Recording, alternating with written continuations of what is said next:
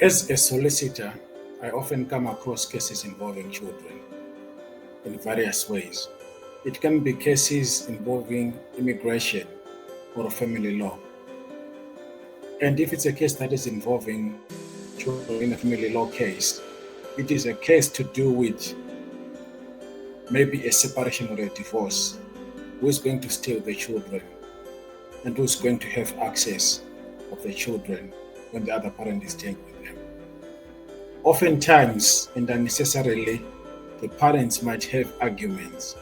And when they are arguing, they will be arguing as to who is going to stay with the child, who's going to have the financial responsibility, how much is each party going to contribute. This situation is even exacerbated if it's a case that is involving immigrants because of the difficulty that immigrants face in the United Kingdom or in England. So there are various ways in which you can deal with issues involving children where the parents have separated or divorced. Where possible, it is advisable that the parties can come to an agreement, an informal agreement which they can put up to uphold both of them. So in the agreement, the parties will agree who will be staying with the children, for how long, when, and what are the contributions financially, who takes the children with them on holidays or on their birthdays and so forth. This arrangement, although it is fluid, it has got its own advantages and disadvantages. The main advantage being that there's not any legal costs that are involved. But however, the major disadvantage is that any of the parties might not uphold their end of the bargain and there's no enforced because it is just a simple arrangement that has been entered into by the parties. The parties might also seek mediation through a solicitor, or a solicitor can negotiate between the parties. It's advisable for each one of them to have their own lawyer or solicitor who can be able to discuss the issue of the children with them. So the solicitor will draft up an agreement which will be revised by both parties, and then they will agree as to what are the terms of the agreement. Obviously, if a solicitor is involved, most of the time there will be costs involved, unless if there is legal aid or public funding that is available that is being used. You can also use mediation, MIMN. And with mediation, the mediator will go in between the parties and try to help the parties to come to an agreement. And it is advisable, especially if you're going to go to court, to try to seek mediation so that you can save the time, save your own time, and also save costs. Mediation is not always suitable for all cases, and it requires genuine engagement. If you're not so serious about engagement, you'd rather go to court than rather waste everyone's time because you are not serious about it. In the court, child arrangements orders can be made by the court or by the judges or the presiding officers. The family court can make enforceable orders, often with kafkas involved. But the process can be slower, more expensive, and stressful.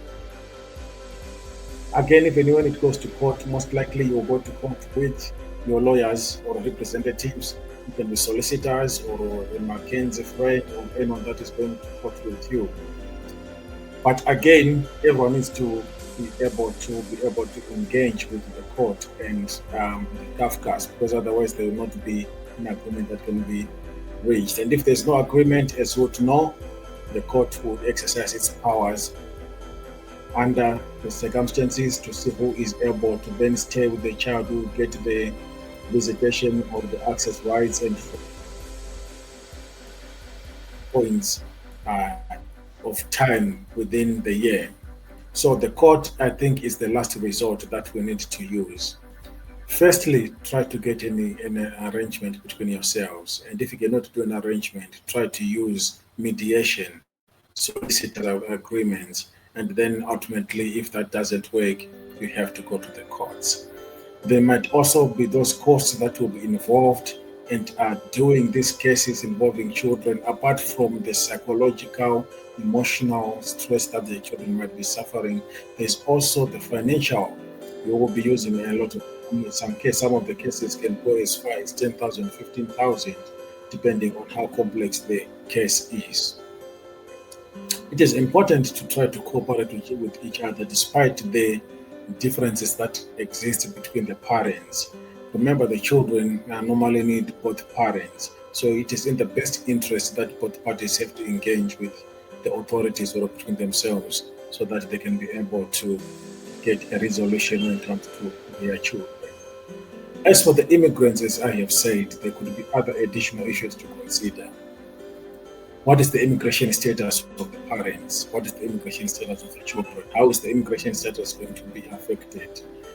Can the other part who was a dependent still remain in the UK, especially if they were dependent on the parent that is now going to stay with the children?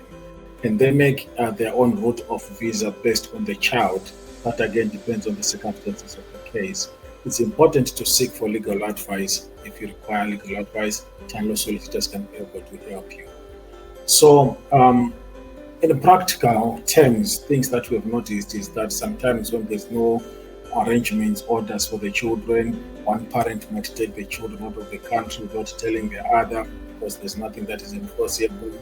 One parent might want the other parent to have access at all, or one parent might be claiming too much money that might be given under a maintenance order or a maintenance cost issue, because they are using the child as a bargaining issue, as a bargaining chip, and they want the other parent to just comply, especially if they are the visa holder, if the case involves immigrants. So instead of using children as chips, I think we need to make sure that we take care of the children's emotional concerns, and we give them access to both the parents. The children, as they grow older, can also have an input on how they are going to stay. The court, as a guardian of the children as well, can also listen to what the children want. They want to stay with the mother, the father, or the other parent. If it's in a same sex relationship, it could be whoever parent is going to stay with the children that the court might have to consider. There's a lot of factors that can be taken, but I have said that when it comes to court, it might be very complex. It might involve Kafka's mediation, even experts sometimes might be involved. And then there could be other complications where the other parent has got issues to do with abuse of substances, if they're on drugs or alcoholic, then that also causes problems. And things with criminal history, if someone has got a propensity to commit crimes, that might also have issues to do with them having capacity or even being considered to steal the children or access. So the court tries to be fair in all the circumstances. What are the orders? What are the things that the court does? Sometimes it might say each party will have equal times with the children, contribute equally. Sometimes it might say someone might have more time and someone has got access to the children. Sometimes it might say access is not proper at the time. Maybe have virtual access. Start with text, start with WhatsApp messages or WhatsApp video calls. Gradually develop a relationship with the child and then get into the next steps of knowing the child, going to contact centers where you can contact the children if there's any concerns, say for the safeguarding of the children and so forth.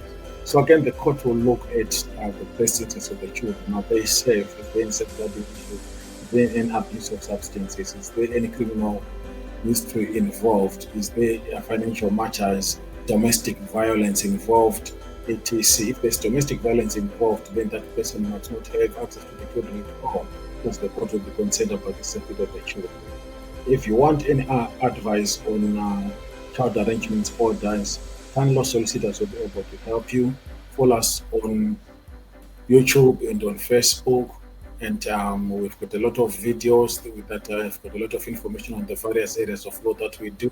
We do immigration, employment, business, family, dispute resolution, um, and we are also commissioners of oath. So you can contact us on the details that are appearing on the screen. My name is Andrew Amaro. Until next time again, thank you.